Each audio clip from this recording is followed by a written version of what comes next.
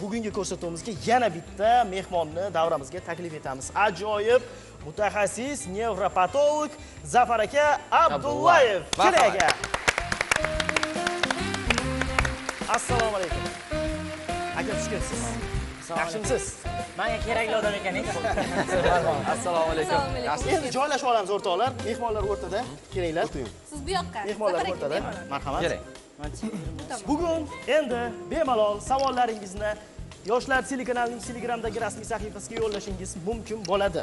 Uzr, Allaqachonlar Zafar akani kelishlarini ijtimoiy tarmoqlarimizning Telegram sahifamizning so'nggi postiga joylashtirganmiz va uning ostida izohlar yetib kelmoqda allaqachon sizga savollar. Buni dasturimiz davomida o'qib eshittiramiz. Hozir sizga choy qo'yaman. Undan oldin hozir endi o'zi qaysi mavzuda savol berishlari kerak deganman. Endi aytdik, nevropatologsiz, lekin uni og'riqli nuqtalari haqida siz aytib o'tsangiz, Zafar aka.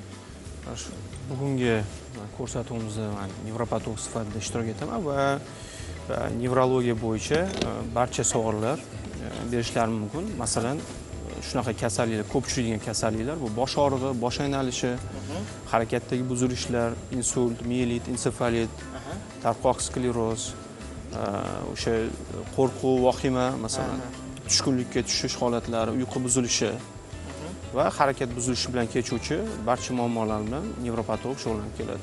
Mana savol boshlandi. Deyarli savol boshlandi. Assalomu alaykum. Yuzni bir taraf ishlamasligi neyroxirurgik operatsiyadan keyin bo'lgan. Uni davolasa bo'ladimi? 2 yildan beri yaxshi bo'lmayapti. Davolanyapman, ta'sir qilmayapti dedilar. Neyroxirurg operatsiyalarda odatda kuzatilishi mumkin bo'lgan asoratlardan biri bu. Ya'ni shunaqa zonalar bor neyroxirurg operatsiyalarda. Juda ham nervlarni tolalari ingichka bo'ladi, nozik. Va operatsiya davomida talafot yetish ehtimoli bor. Bu norma hisoblanadi, chunki usiz iloji yo'q zonalar bor. Va shunaqa holatlarda NMG degan apparat bor.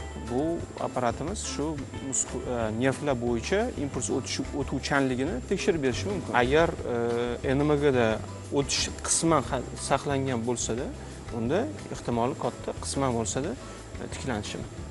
Tushunarli.